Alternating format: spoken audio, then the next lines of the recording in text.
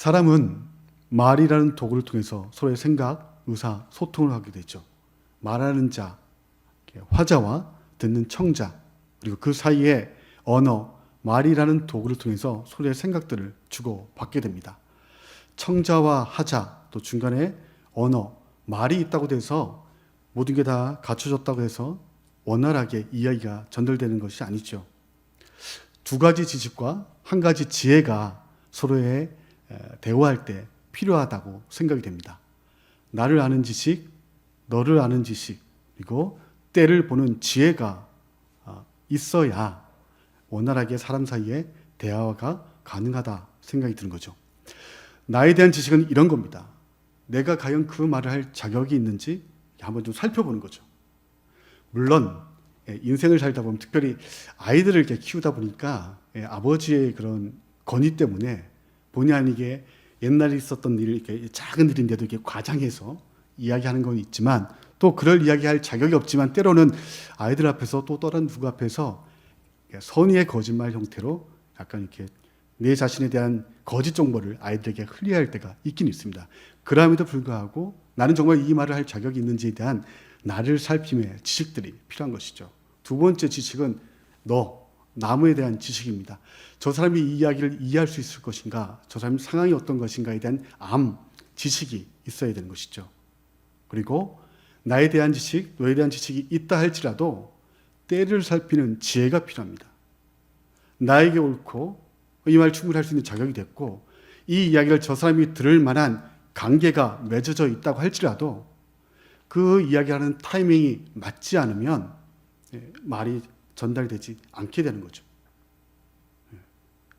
전달받을 사람이 준비가 안 돼 있음에도 불구하고 일방적으로 나 때는 말이야 라고 이야기가 시작한 그 순간부터 이야기는 단절되게 되는 것이죠. 불교 용어 중에 특별히 불교의 선불교의 선문답 하두 중에 줄탁이라는 단어가 있습니다. 중국 민간에서 사용되고 있는 사자성어 줄탁동시 또는 줄탁동기라는 말에서 파생된 단어가 바로 이 줄탁입니다. 줄자는 이런 겁니다. 달걀 안에 부화를 기다리는 병아리가 부화의 때가 돼서 껍질 밖으로 나가기 위해서 껍질을 쪼는 행위를 줄이라고 하죠. 그리고 밖에서 그 아래의 부화를 기다리는 어미닭이 안에서 반응을 쪼는 줄을 듣고 밖에서 조금씩 쪼아준 것을 탁이라고 합니다. 이 일이 절묘한 타이밍에 이루어져야 안에 있는 병아리가 건강하게 태어날 수 있다는 뜻으로 이 일이란 이루어질 순간이 있고 그때가 되어야만 성취된다는 뜻으로 줄탁동시 또는 줄탁동기라고 이야기하는 거죠.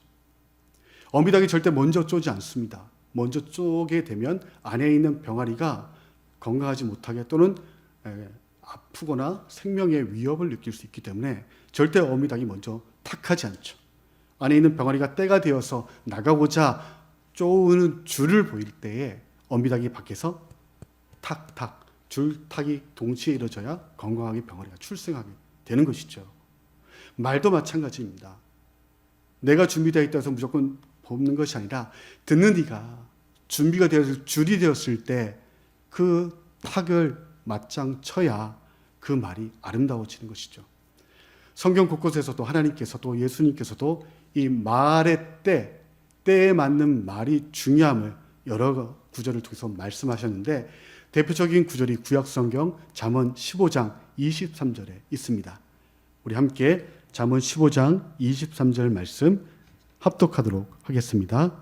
사람은 그 입의 대답으로 말미암아 기쁨을 얻나니 때에 맞는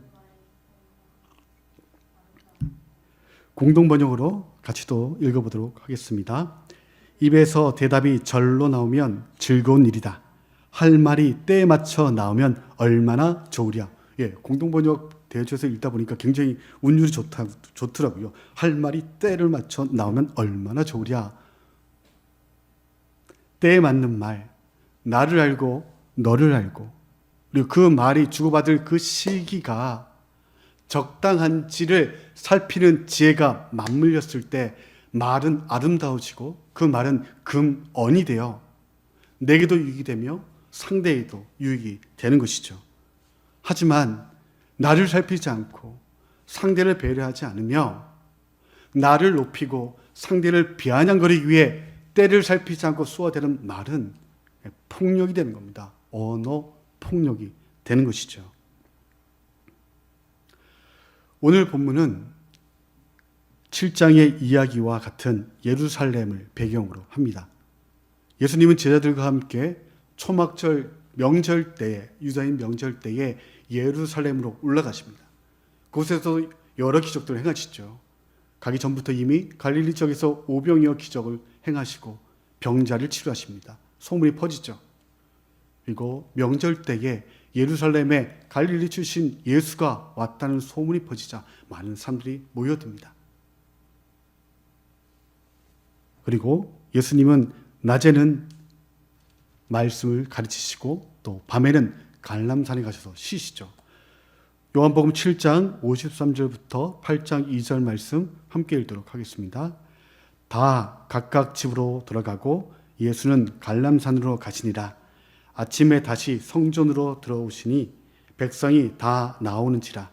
앉으사 그들을 가르치시더니 낮에는 성전에서 사람들에게 하나님 나라의 복음을 말씀하시죠. 그리고 밤이 되면 감난산으로 떠나갑니다. 감난산에 기도하기 위한 공간, 그 공간을 찾아 가시는 목적도 있지만 제자이랑이 최소 남자만 13명, 그 사람들을 움직일 때마다 재정적인 압박들이 있었던 것이죠. 기도하기 위한 공간이기도 하셨지만 쉬기 위한 공간이 감난산이셨던 겁니다. 예루살렘 백성들은 예수님의 가르침 때문에 또 그 기적들 때문에 열광했습니다. 축제 때에 예루살렘을 찾은 예수로 인해 정말 축제의 광경들이 펼쳐졌던 것이죠. 모두가 웃고 있는 그 상황 가운데 웃지 못하고 그 명절의 때를 즐기지 못하는 그룹들이 있습니다. 굴러온 돌이 박힌 돌을 빼버리듯 이미 박힌 돌로서 예루살렘에서 나름대로 지위를 갖고 있던 종교 지도자를, 특별히 오늘 본문 속에 서기관과 바리새인들이 모두가 즐기며 예수가 전하는 복음과 그의 기적들을 열광할 그때에 곱지 않은 시선으로 그 현장을 지켜보고 있는 것이죠.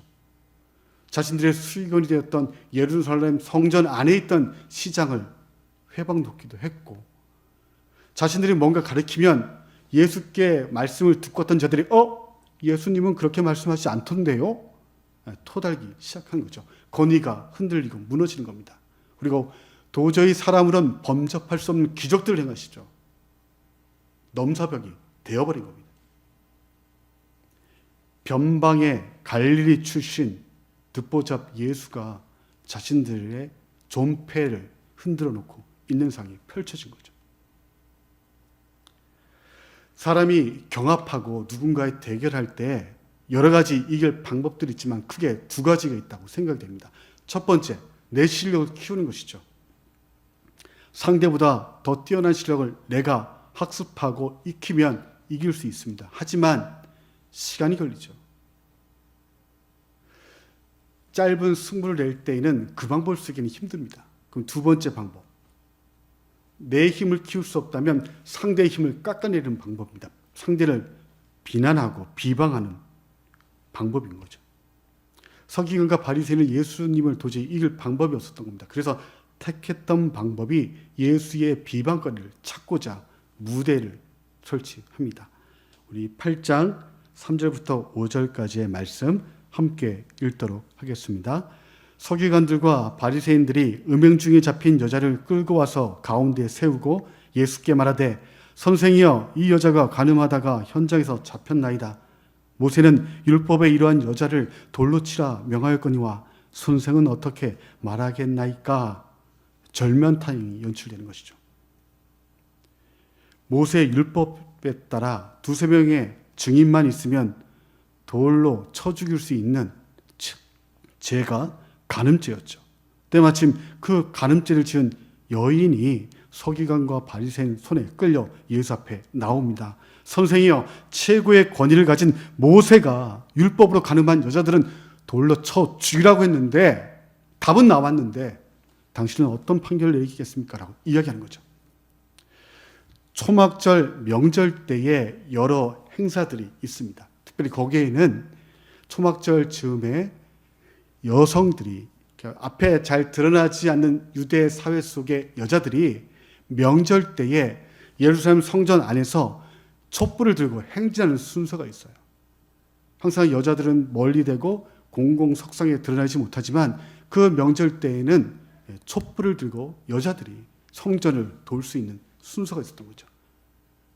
그런 광경을 지켜보기에 많은 여성들이 성전 안에 모여있는 상황 가운데 공교롭게도 가늠한 여자를 서기관과 바리새인이 현장에서 잡아 데리고 온 거죠.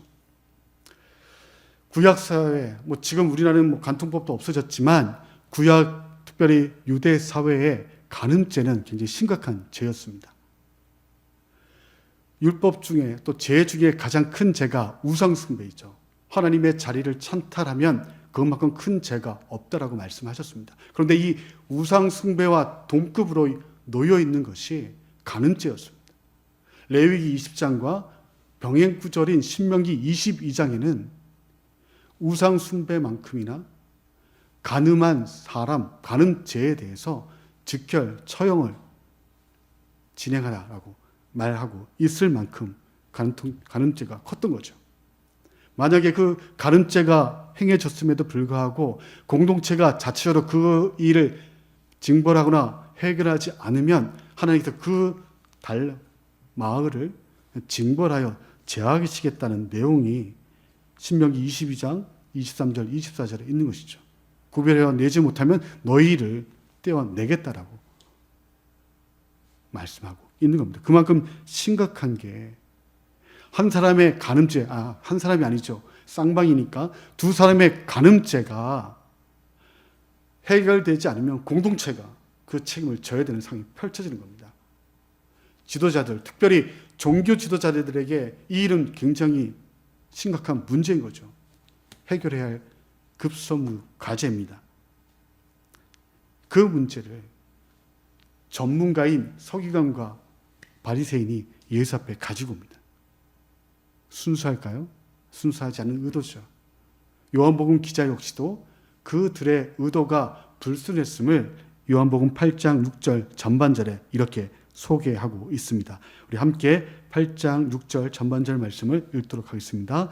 그들이 이렇게 말하면 고발할 조건을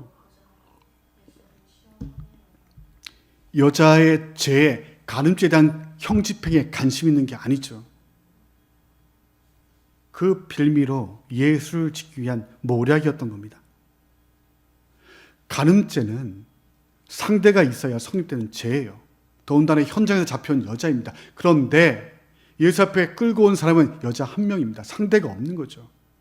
도망을 갔는지 덮어줬는지 알 수 없지만 여자 한 명만 마치 인질처럼 끌려온 겁니다. 더군다나 끌고 왔던 서기관과 바리새인들은 증인을 통해 확인을 받으면 당장의 형집행이 가능한 권리를 갖고 있던 자들이에요. 그리고 그 일을 해야 할 의무가 있는 자들입니다. 그런데 그 여인을 현장에서 자신들의 치리하지 않고 예수께 가져옵니다. 그리고 뭐라 이야기합니까? 갈릴리 촌동에서 의로운 곳 나올 수 없다라고 7장 후반절에 이야기했던 자들이 예수를 선생이여라고 호칭하는 거죠. 당시 풍습에 따르면 랍비어 또는 랍비어와 다른 선생이여의 뜻이 갖고 있는 헬라어 디다스칼레라고 호명을 받는 질문에 대해서는 그 선생은, 율법 교사는 반드시 답을 해야 되는 상황입니다. 그 답을 회피하거나 엄한 답을 내놓으면 율법 교사로서 수치를 당하는 거죠. 예수를 향해 손가락질하고 갈릴리에서 무슨 선한 것이 나겠냐 조롱하던 바리새인과 서기관들이 예수를 선생이라 호칭하면서 이 문제를 가져오는 거죠. 의도를 갖고 있는 겁니다. 이런 그림 상상하시면 될 것 같아요. 양 끝에 깊은 웅덩이에 파있고 벗어나올 수 없을 만큼 깊은 웅덩이에 시소 하나 놓고 양 끝에 예수와 여자를 앉혀놓고선 예수가 이 여자 죄 있다고 혼자 일어나면 여자를 죽게 만들고 이 여자 죄 없다라고 본인이 짊어지게 되면 본인이 빠질 수밖에 없는 그런 상황을 연출해 놓고 예수에게 그 답을 달라 이야기하는 것이죠. 답변이 필요한 상황이 아닌 겁니다. 예수님은 이러나 저러나 그들에게 모함을 받을 수밖에 없는 상황이 연출된 겁니다. 답변이 필요했던 게 아니라 예수를 잡을 빌미가 필요했기 때문이죠. 종교적 거룩과 공동체의 안전을 빙자했지만 결국 종교적 우위와 권력을 놓치고 싶지 않았던 자신들의 욕심 때문에 사람의 인격과 생명을 무시해버렸던 현장이 바로 오늘 본문의 현장인 거죠. 율법은 하나님께서 주신 목적이 있습니다. 율법을 하나님의 말씀, 성경으로 봐도 되겠죠. 목적이 있습니다. 이거 다 지켜야 구원받는다고 주셨던 게 율법이 아니라 너희 여기 있는 것 하나하나 너희 힘으로 못 지켜. 그만큼 너희는 죄인이야. 모두가 죄인이기에 이 율법이 아닌 하나님의 은혜가 필요해. 너도 죄인이고 쟤도 죄인이고 모두가 죄인이니 서로 정죄하기보다 하나님 앞에 네가 어떻게 살 것인가를 고민하도록 주셨던 것이 율법인 겁니다. 그런데 그 율법을 자신을 향한 시험지로 여기지 않고 누군가를 찌르기 위한 칼날처럼 쓰고 있던 자들이 율법에 정통했던 서기관과 바리새인들이었던 것이죠. 비단 이들만의 문제는 아니지 않습니까? 8월 10일 강화문에서 이루어졌던 일들, 하나님의 나라를 위해 순교의 마음 가지고 그 자리에 섰다 이야기했지만 그렇게 방역당국에서 제발 그렇게 모이지 말아달라, 한국 사회가 위험하다라고 이야기하는 그 순간 자신들의 종교적 열정이 결국 모두를 위협하는 그 상황임에도 불구하고 꿋꿋이 그 자리를 지켰던, 그게 믿음인지 아닌지 우리가 가늠할 수 없지만 하나님 또 어떻게 해석하고 보실 줄 알 수 없지만 그 순간 우리가 봐야 했던 것들은 내 믿음을 이렇게 지키기 원합니다가 아니라 내 믿음을 지킬 수 있음에도 불구하고 당신들에게, 내가 속한 공동체에게 누가 된다면, 해가 된다면 참겠습니다라는 믿음의 선택들이 어쩌면 정말 율법을 지키고 믿음 있는 자들의 선택이 아니었겠습니까? 근데 그렇지 못하죠. 눈앞에 예수가 나를 무시한 존재고 우리의 자리를 위협할 뿐, 저 인간 제하지 못하면 우리가 위협받을 뿐이다. 그 상황 가운데 이런 상황을 만들어낸 것이죠. 가는 죄가 심각한 것이 아니라 눈앞에 예수를 잡지 못하는 그 상황이 견딜 수 없었던 겁니다. 예수님은 답하지 않으십니다. 자초지종을 들으려 하시거나 그 여인을 잡아온 그 간음의 현장을 목격했던 증인에게 정말인지 묻지 않으세요. 그런 질문이나 판결을 내릴 때에 증인의 신문을 통해서 확증을 받아야 되는데 전혀 묻지 않으시죠. 말없이 몸을 구부려 손가락으로 땅에 무엇인가를 쓰십니다. 8장 6절 후반절을 함께 읽도록 합니다. 예수께서 몸을 굽히사 손가락으로 땅에 쓰시나니, 어떤 사본들 가운데는 예수님께서 무엇을 쓰셨을까 했을 때 그 무엇이 그 자리에 모여있던 사람들의 제 목록들을 하나씩 하나씩 적으셨다는 이야기가 있습니다. 근데 알 수 없었죠. 헬라어 원어 성경에도 무엇에 해당되는 목적어가 없습니다. 그냥 쓰셨다는 행위만이 원어에 기록되어 있는 것이죠. 성경이 침묵하고 있는 것이죠. 연예인 중에 손병호 씨라는 연기자가 있습니다. 그분이 쇼프에 나와서 손병호 게임이라고 자신이 학창시절에 했던 게임을 설명했는데, 손가락 5개를 들고 모여있는 사람들끼리 서로 이야기하는 거죠. 안경 끼는 사람 접어, 어젯밤 12시 넘어서 음식 먹은 사람 접어, 이렇게 다 접힌 사람은 아웃시켜서 가장 많은 손가락을 남은 사람이 승자가 되는 게임입니다. 손병호 게임이라고 이야기하는데, 마치 그런 것처럼 예수님께서 땅바닥에 하나씩 하나씩 제목을 적어 나가면서 모여있는 사람들이 그걸 뭘 적지 바라볼 때, 찔림 때문에 떠났다라고 이야기하는 분들도 계시지만 알 수 없습니다. 내용이 중요하지 않기 때문에 가리신 것이죠. 무엇을 썼는지 알 수 없습니다. 하지만 그렇게 무엇인가를 쓰거나 일어나셔서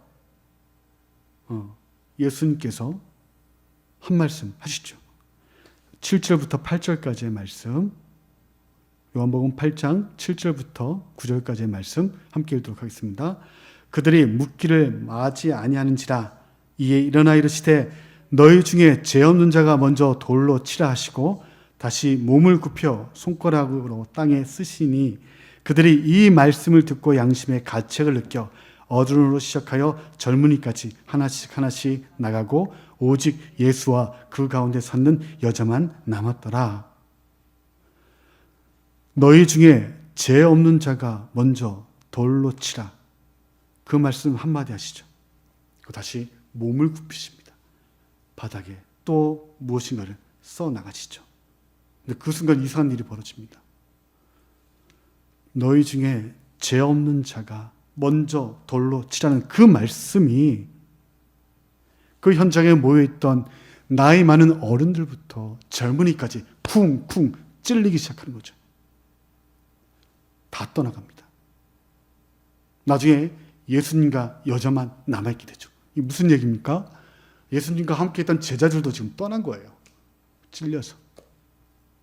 본문을 묵상하다 이런 그림을 상상해 보게 됩니다.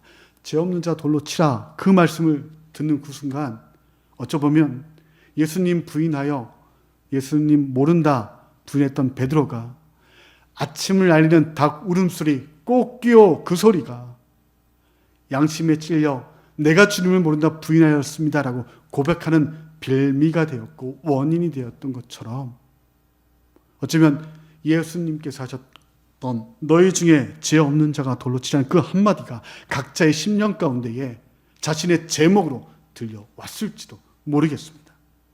예수님의 이 말씀은 신명기 17장 7절 말씀을 인용한 말씀인데요.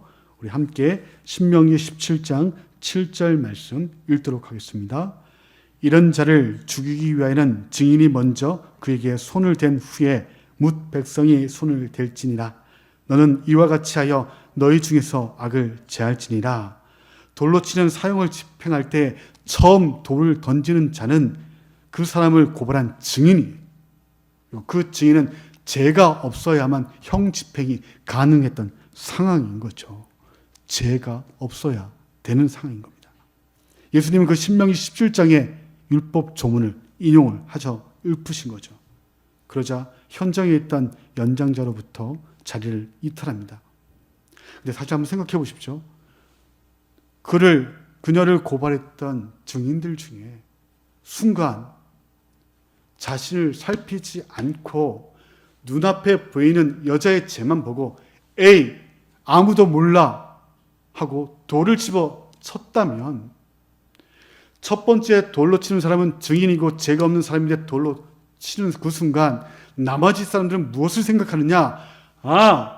죄 없는 자가 증인 중에 죄 없는 자가 돌로 쳤으니 그 다음에 돌 던지는 사람 상관이 없으라고 집단적으로 돌을 던지는 일들이 벌어지는 것이죠.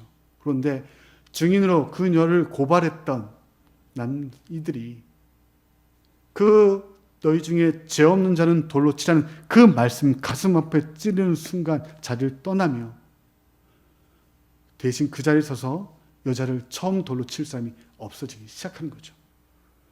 최소한 두세 사람, 그녀를 고발했던 증인 두세 사람이 현장을 떠나자 처형이 불가능해지는 상황이 펼쳐지는 겁니다. 그리고 제자들마저도 아마 그 자리를 떠나버린 그 순간 여자와 예수님만 남은 그 현장 가운데 있는 것이죠. 어찌 보면 너희 중에 죄 없는 자가 돌로 먼저 치라는 그 예수님의 말씀이 그 말씀을 듣는 자들의 귀 속에 너희 모두가 죄가 있으니 절대 돌로 치지 말라라고 심겨졌을지도 모르겠습니다. 어찌되었든 그렇게 그 자리를 모두 떠난 사람들을 뒤로 한 채 드디어 예수님께서 남아있는 그 여자를 주목하시죠. 달걀을 깨트릴 준비가 다 끝난 겁니다. 서기관과 바리새인들은 마치 자신들이 달걀 밖에서 안을 얼마든지 깰 수 있는 능력이 있다 착각하던 그들에게 아니다. 너희들 죄 있다. 너희들도 달걀 안에 있는 병아리 같은 존재야. 그걸 깨우치지 못하면 안 되라고 권면을 하셨다면, 이제 아직 본인이 달걀 안에 있는 존재임을 깨닫지 못하는 여인에게 예수님께서 집중하기 시작하시는 것이죠. 그리고 말씀하십니다. 요한복음 8장 10절부터 11절까지의 말씀 함께 읽도록 하겠습니다. 예수께서 일어나사 여자 외에 아무도 없는 것을 보시고 이르시되, 여자여, 너를 고발하던 그들이 어디 있느냐? 너를 정죄한 자가 없느냐? 대답하되 주여 없나이다. 예수께서 이르시되, 나도 너를 정죄하지 아니하노니 가서 다시는 죄를 범하지 말라 하시니라. 예수님께서 죄를 정죄할 수 있는 자격이 없어서가 아니죠. 또한 여자에게 죄가 없어서가 아닙니다. 더욱이 예수님께서 하나님의 성품을 그대로 가지신 그분이 죄에 대해서 관대하시기 때문에 용서하셨던 것이 아니죠. 죄가 있음을 상기시키시고 네가 그 죄를 깨달을 수 있도록 줄탁 기다려 주십니다. 여자를 고발하고 정죄하는 사람들은 현장에 없지만 이제 여자의 마음속에, 심령 속에 그 죄를 심각하게 여기시는 예수님의 마음과 보는이 없지만 그러한 나를 용서해 주신 그 예수님에 대한 기억이 아무도 보지 않는 증인이 없는 현장이지만 그 중심 가운데 심겨져 있게 되는 것이죠. 교우 여러분, 예수님께서 땅에 무엇을 쓰셨는지 우리는 알 수 없습니다. 그림을 그리셨을 수도 있을 것 같아요. 인도 전설에 의하면 예수님 그림 잘 그려서 어릴 때 벽에 참새 그리시면 참새가 막 날아갔다는 그런 전설도 있긴 있지만, 무엇을 썼는지 가렸다는 얘기는 그게 중요하지 않다는 이야기인 것이죠. 오늘 본문이 고발하고 있는 것은 그겁니다. 자신들의 안위와 권력을 유지하기 위해, 자신들의 안위와 자신들이 누리고 있는 것 지키기 위해 사람의 인격, 사람의 생명, 그걸 저울질할 수 있는 인간 군상들, 그 누구보다 열심으로 하나님의 율법을 지키고 예배를 잘 드리며 하나님을 사랑한다 여겼던 그들이 정말 하나님 앞에, 사람들 앞에 보여야 할 것이 무엇인지를 망각한 존재임을 고발하고 있는 것이죠. 그리고 함정에 빠진 것인지 아니면 자의에 의해서 범한 간음인지 알 수 없지만 가정의 질서를 무너뜨리는 잘못된 사랑, 간음을 한 여자에 대한 고발이 함께 담겨 있는 것이죠. 그리고 그 죄가 심각함을 오늘 성경은 이야기합니다. 하지만 또 한 가지, 그러한 죄에 대한 고발과 함께 자신의 안위와 권력을 위해 종교라는 그 무기로, 율법이란 무기로 사람의 생명과 안전을 위협하는 존재일지라도, 자신의 잘못된 간음으로 가정을 피탄나게 만드는 간음의 죄라 할지라도 그것을 용서할 준비가 되어 있는 분이 예수 그리스도시요 하나님이심을 이야기하고 있는 것이죠. 그러니 의를 가장한 사람을 해하려고 고집스럽게 죄 짓지 말고 그 죄에 단호하며 무기력하게 죄 지을 수밖에 없는 자들에 대한 간용과 인내가 필요함을 우리에게 말씀하고 있는 것이죠. 그리고 그것이 달걀 밖에서 쪼을 수 있는 힘을 가진 너희가 아니라 너희 모두는 달걀 안에 있는 병아리로서 자신을 알며 깨우쳐 나올 때에 주님께서 맞을 줄타겟 때를 기다리고 있음을 말씀하고 있습니다. KBS 예능 프로그램 중에 슈퍼맨이 돌아왔다, 줄여서 슈돌이라는 프로그램이 있습니다. 2019년 작년 4월에 그 윌리엄과 벤틀리라는 형제, 누구죠? 샘 해밀턴이라는 방송인의 두 아들의 이야기가 소개됐습니다. 제목은 이런 거예요. 팬티맨 인생의 최대 위기. 4살인가 5살 된 형 윌리엄이 이제 기저귀를 떼고 팬티 생활을 시작하는 이야기가 에피소드로 담겨 있는 이야기입니다. 그날 좀 이렇게 눈여겨봐서 이렇게 마음에 당겼던 에피소드가 이런 내용이에요. 두 아들과 해밀턴이 동네 놀이터에 놀러를 갑니다. 근데 아빠는 놀기 전에 이제 막 기저귀를 뗀 윌리엄이 혹시나 오줌, 소변을 누를까봐 윌리엄, 놀기 전에 소변 넣어야지, 쉬어야지 라고 이야기하는데 당장 이 윌리엄은 그게 안 들리는 거죠. 눈앞에 이제 미끄럼틀이 있고 놀이기구가 있으니까 아빠 괜찮아요 하면서 놀기 시작하죠. 근데 화면이 바뀝니다. 얼마 되지 않아 윌리엄이 다급해지는 거죠. 시가 마려운 겁니다. 슬픈 예감은 틀린 적이 없죠. 결국 아버지를 부르는데 아버지는 그 소리를 잘못 들어요. 아빠 쉬베려오는 이야기를 잘하고 있어, 잘 놀고 있어 라고 이제 칭찬하죠. 결국 이제 윌리엄이 소변을 쓴 상태에서 쏴버립니다. 이제 얘가 당황해요. 지금 아빠와 2살 어린 동생이 놀고 있는데 바지에 쉬한 것 알면 창피해지는 거죠. 이제 화면이 바뀌면서 미끄럼틀 옆에 조만한 풀장, 연출된 것 같기는 하지만 어찌되었든 조만한 수영장, 풀장이 보여집니다. 윌리엄이 깨를 내는 거예요. 거기다가 자기 엉덩이를 살짝 집어넣습니다. 물에 적셔버리는 거죠. 그리고 좀 있다가 아빠 윌리엄과 동생 벤틀리를 안고 오는 거죠. 근데 이 상황이 이상하잖아요. 얘가 갑자기 잘 놀다가 풀장에 4월이면 쌀쌀하잖아요. 근데 엉덩이를 담그고 있는 거예요. 윌리엄 너 뭐해? 아빠 물놀이 하고 싶어서 잠깐 이러고 있는 거예요. 이상한 거죠. 아빠는 직감합니다. 얘가 일을 냈구나. 그런데 얘가 엄한 행동을 하고 있으니 질문해요. 너 아빠한테 무슨 할 말 있니? 일어나봐. 너 왜 여기만 들어가 있어? 라고 이야기하는데 이 윌리엄은 계속 머뭇거려요. 너 할 말 있으면 아빠한테 다 해도 돼. 알지? 아빠가 무엇인지 들어줘 있는 거 괜찮아.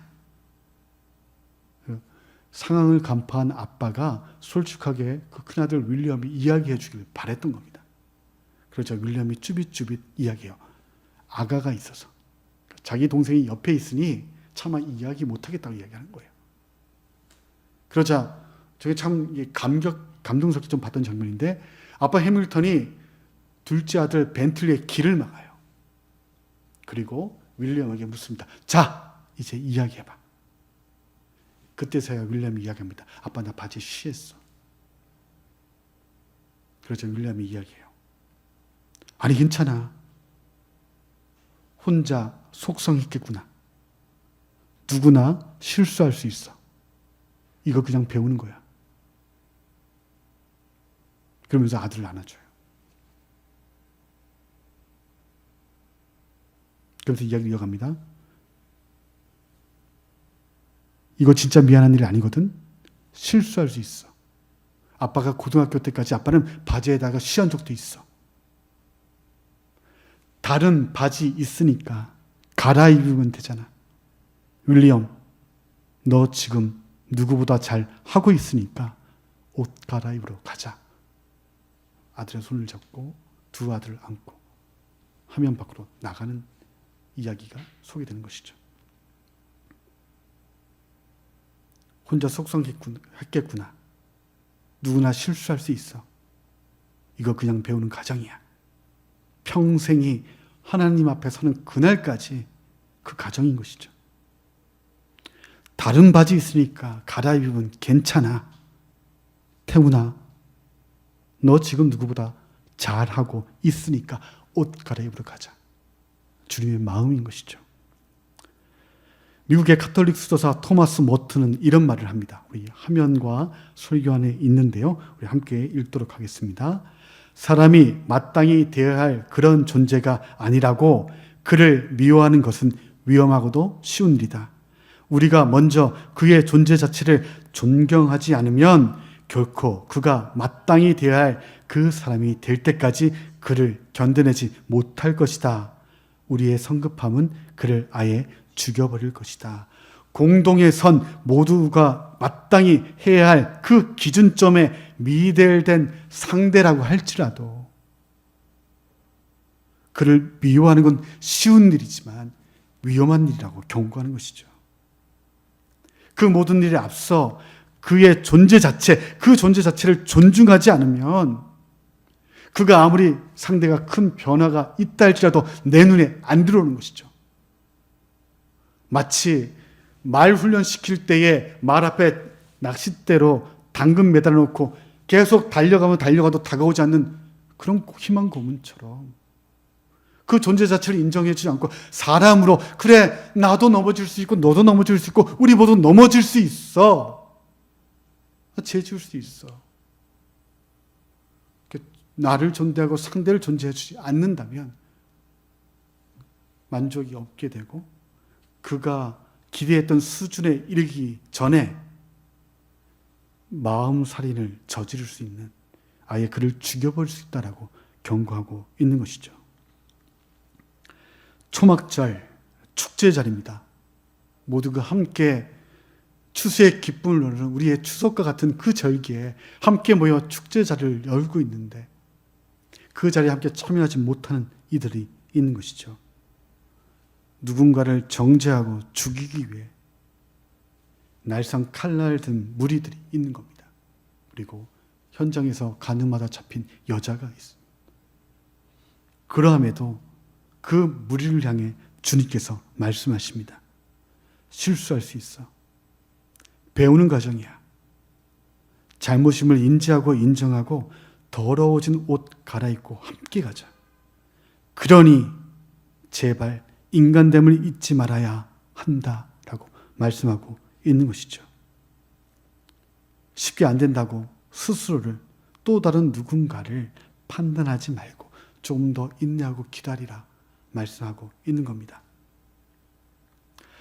연휴 끝나고 익숙하지 않은 또 일상으로 다시 또 익숙하지는 않아요. 익숙하죠. 익숙한 일상으로 돌아가게 됩니다. 오늘 말씀을 따라 아무도 모르는 내 죄를 향해 너희 중에 죄 없는 자 돌로 치라는 그 말씀이 너희 죄 있으니 돌로 치지 말아라 라는 말씀으로 새기며 나를 살피고 또한 내 옆에 있는 너를 남을 그들의 허물을 드러내기 위해 칼날 가는 것이 아니라 나도 실수하고 그도 실수할 수 있는 존재라 여겨줄 수 있는 마음의 넉넉함과 간용의 마음 그리고 사람됨을 놓치지 않는 한 주가 되길 바랍니다. 이제 3개월 우리 교회도 정리하는 때죠. 코로나19로 여러 가지 어려운 상황 가운데 우리가 서 있습니다. 그러면서 묵묵히 자기 자리를 지키며 교회 공동체가 주의 몸된 공동체로 수고한 이들이 있습니다. 운영위원들 또 기도하며 교회를 위해 애쓰셨을 바쁜 와중이지만 예배 시간만큼 자리 지키기 위해 그 바쁜 일터에서 스마트폰 들며 예배에 참여한 이웃 그 한 분 한 분이 우리 교회 공동체 예인을 예인되게 세워가고 있는 것이죠. 모두가 실수할 수 있고 못할 수도 있습니다. 그런데도 불구하고 그 마음을 함께 배려하며 하고 싶은 말 많고 깨트려주고 싶은 건 많지만 그 안에 움직임이 있기까지 기다려줘. 그 줄에 탁을 맞출 수 있는 마음의 여유가 있는 한 주간 또 그런 삶 사시기를 축복원합니다. 함께 기도하겠습니다. 사랑의 하나님, 내가 받은 은혜가 있기에 누군가를 수용한다는 것 그리고 오늘 우리가 함께 읽었던 예루살렘 성전 초막절에 있었던 그 땅에 쓰신 사랑의 언어들 참 감동으로 다가옵니다. 하지만 주님, 우리가 살아내는 일상이 그렇게 녹록하지 않습니다. 내 자신을 볼 때 깎아낼 수밖에 없고 그 깎아내림이 나만을 향할 뿐만 아니라 내 곁에 있는 직장 동료와 가족과 이웃을 향하는 것이 우리의 삶의 현장이고 우리의 본 모습입니다. 그렇게 또 실수하고 넘어지는 존재가 우리입니다. 지금 그럼에도 불구하고 용서할 준비가 되어 있으니 너를 살피고 남을 살피며 때에 맞는 말로 서로 위로하고 격려하라 권면하시는 주님의 음성 앞에 우리가 한 주간의 삶을 세웁니다. 주님, 우리의 마음과 기억과 심령 속에 새겨진 각자의 그 말씀을 따라 이번 한 주간 말씀에 묶인 바 되어 살게 하시고 사람됨을 놓치지 않는 한 주간 살게 하여 주옵소서. 우리 예인교회를 축복합니다. 걸어오게 하셨고 걸어가게 하셨으니 걸어가게 하실 것을 믿습니다. 그럼에도 그 중심 가운데 서야 할 사람들, 일꾼들이 필요합니다. 자원하는 심령들이 있게 하시고 기도하는 손길들이 있게 하시며 남들은 모를지라도 나는 그 문제에 하나님 앞에 기도하며 관심 갖고 있는 그런 예인 가족들이 많아져. 하나님, 불안한 마음으로 준비하는 우리의 총회이지만 그럼에도 이끄시는 하나님을 따라 오늘을 살며 이끄실 하나님에 대한 소망을 가지고 예인을 바라보는 그의 마음의 넉넉함이 있는 가을 되도록 우리를 인도하여 주옵소서. 예수님의 이름으로 기도드립니다. 아멘.